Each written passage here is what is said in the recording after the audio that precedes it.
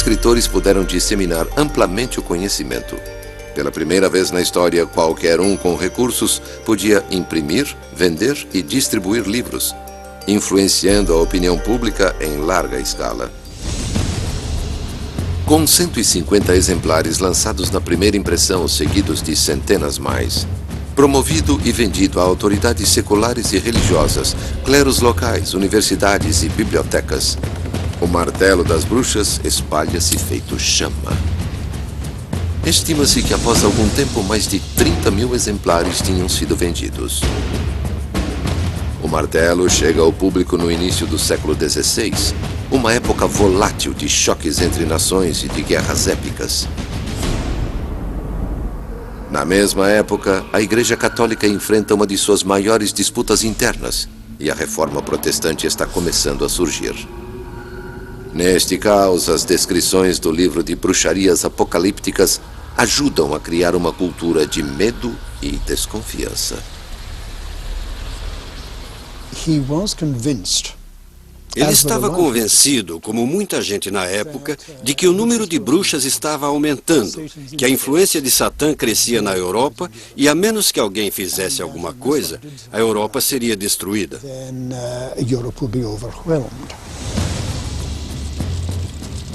As práticas descritas no Malleus se tornaram comuns.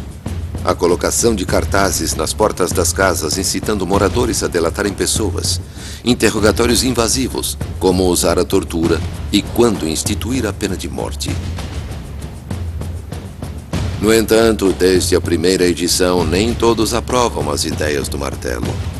Ao longo das décadas seguintes, alguns críticos fazem fortes objeções. Quase imediatamente surgiram aqueles que diziam que aquilo não fazia sentido. Mas isso não basta. Caçadas violentas a bruxas prosseguem no norte da Europa, levando o caos à Suíça, à França, à Alemanha e a outros países.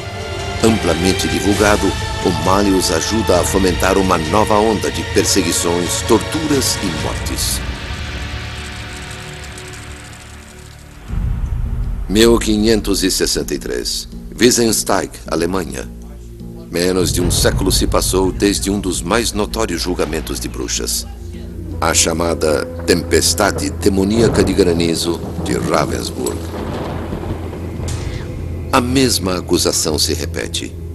Desta vez, um conceituado nobre acusa um grupo de mulheres de um crime idêntico: conjurar o diabo para criar uma tempestade de granizo que destruiu plantações. Incitado pelo nobre proprietário rural, o caso possui dois dos elementos mais importantes em qualquer caçada às bruxas: pânico e patrocínio. É preciso haver um príncipe que esteja disposto a apoiar os caçadores de bruxas, que aceite julgamentos de bruxas em seus tribunais. Além disso, em comunidades fechadas, culpar vizinhos por fenômenos inexplicáveis tem um sentido sinistro.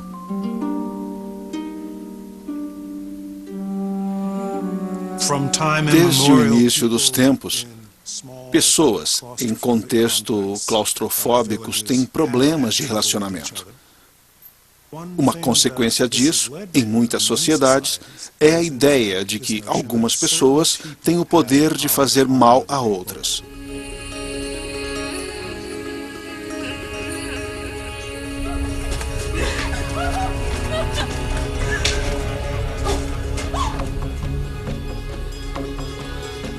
Em uma caçada às bruxas, a histeria cresce sozinha. O cidadão comum fica ansioso para se apresentar e identificar um malfeitor. Ela é bruxa, ela é bruxa. As pessoas acreditam nessa ideia de feitiçaria diabólica. Uma cidade pequena pode facilmente ser tomada pelo pânico. As suspeitas de bruxaria frequentemente são mulheres camponesas. Algumas praticam medicina com ervas, outras conjuram o sobrenatural. Algumas são mentalmente doentes. Muitas são apenas pedintes e seu único crime é a pobreza. Segundo o martelo, as mais fracas são as mais perigosas. Elas estão profundamente deprimidas. E surge esse personagem extraordinário, que vem a ser o diabo ou um demônio, e promete: se fizer o que eu disser, vou devolver sua sorte. Em Wissensteig, as mulheres são torturadas. Os inquisidores que consultam o Malleus Maleficarum sabem que essa é a forma mais rápida de fazer uma bruxa confessar.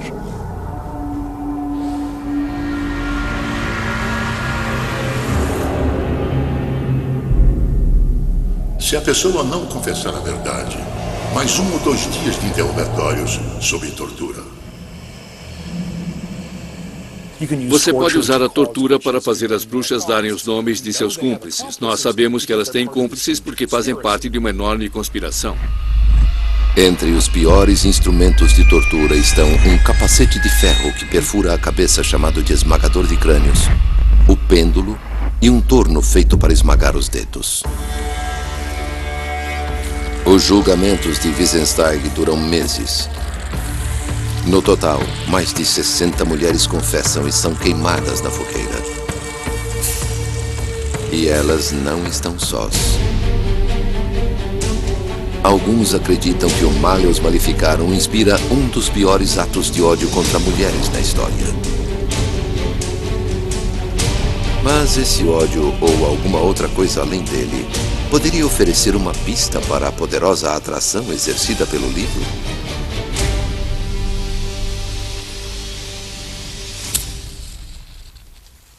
Novembro de 2009.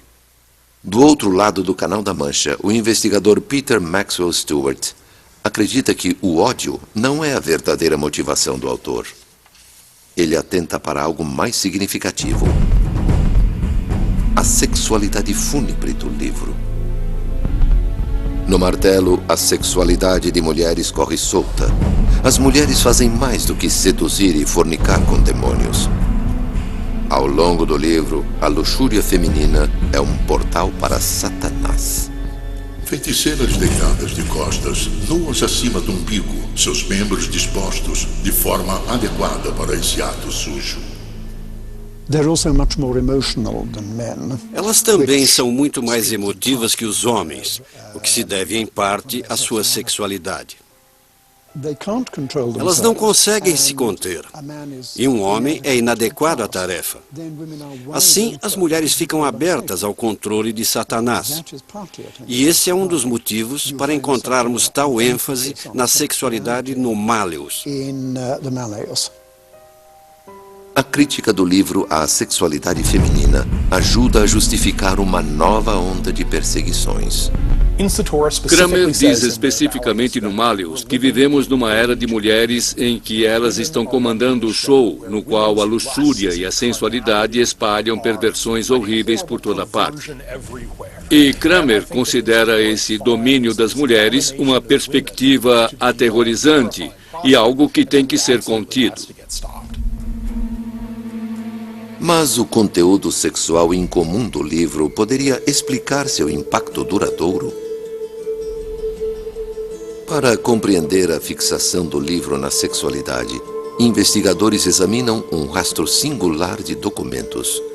Uma série de cartas documenta o mais notório escândalo sexual envolvendo o autor do Martelo das Bruxas. Cartas escritas durante o fracasso de Kramer no julgamento de Innsbruck. Todos em Innsbruck teriam ficado satisfeitos se ele atacasse apenas a magia. E ele começou a falar sobre uma conspiração de bruxas diabólicas, mulheres que saem à noite, concentrando-se particularmente na sexualidade feminina. Por que ele faria todas essas perguntas sobre sexo? Isso é estranho e assustador. Ele quer dizer que isso é típico da personalidade de uma bruxa. Isso é típico do comportamento de uma bruxa. Por isso, quando julgamos uma delas, queremos saber sobre a vida da mulher. Porque se ela tiver uma história de irregularidade sexual, isso reforça a acusação de bruxaria. As cartas trocadas entre o bispo, autoridades locais e o próprio Kramer formam uma imagem reveladora de Heinrich Kramer Institoris. O comportamento de Kramer era extremamente perturbador. Ele ignorava os procedimentos, intimidava as acusadas. Após o julgamento, o comportamento de Kramer é ainda mais perturbador. Ele permanece em Innsbruck, perturbando as mulheres acusadas. O bispo envia então uma carta veemente, exigindo que Kramer vá embora. Há uma famosa carta na qual o bispo adverte Kramer que poderia haver uma ação violenta, em que os maridos das acusadas poderiam tomar medidas violentas contra ele. O bispo que o expulsou disse que ele era um homem insano. Este é o homem responsável pelo martelo das bruxas. Tal comportamento teria ajudado a vender as ideias radicais do Malleus Maleficarum. Alguns estudiosos lembram que, assim como as mentiras racistas de Hitler em Minha Luta, ou outras propagandas letais em muitos dos textos mais odiosos da história, quanto mais ultrajante o preconceito, mais bem-sucedida é a persuasão. Uma coisa é certa. No início do século XVII, o legado de perseguições do martelo espalhou-se ainda mais, à medida que a histeria da caça às bruxas fazia história no mundo de língua inglesa. Lá, em alguns dos mais famosos julgamentos de bruxas da história, as ideias por trás do Malleus Maleficarum deixam uma de suas últimas marcas indeléveis.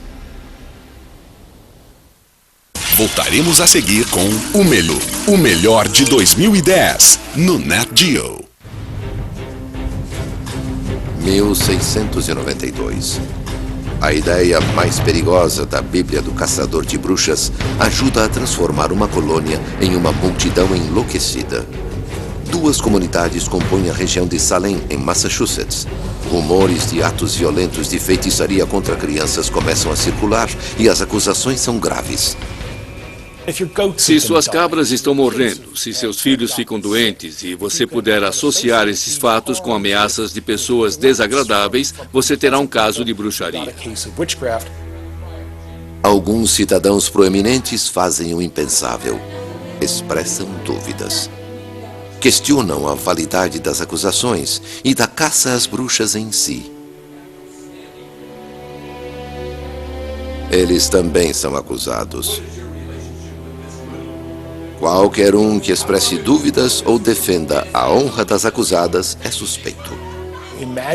Imagine viver hoje numa cidade em que você sabe que há uma conspiração secreta diabólica e que outras pessoas negam, dizendo: "Ah, não, isso não é verdade." Isso seria pior do que burrice, seria com certeza algo maligno. Crianças testemunham. Familiares morrem tentando proteger seus entes queridos. Com o tempo, até moradores respeitáveis acabam pendurados na forca. Em menos de um ano, autoridades prendem 150 pessoas. 29 são condenadas e 19 executadas. Teorias para a loucura da perseguição às bruxas passam por grãos alucinógenos mofados, repressão cultural e até histórias de fantasmas de escravos.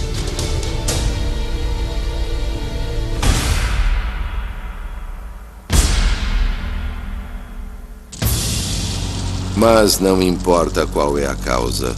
Qualquer exame do horror de Salem leva ao legado mais danoso do Malleus Maleficarum. Uma ideia simples, exposta no livro. A descrença em si equivale à heresia, ou seja, o questionamento da existência de bruxas faz do cético um cúmplice do crime. Qualquer texto que comece com a afirmação que não acreditar em bruxas é a pior das heresias é uma declaração extremamente provocativa.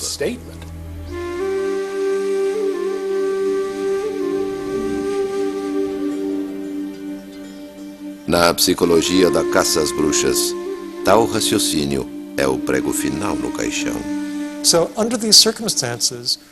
Assim, nestas circunstâncias, quando se tem pessoas obrigadas no tribunal a dar o nome de seus cúmplices, até mesmo aqueles que não têm o histórico de praticar feitiçaria, Em alguns casos, mulheres respeitáveis, moradoras da cidade, podem ser denunciadas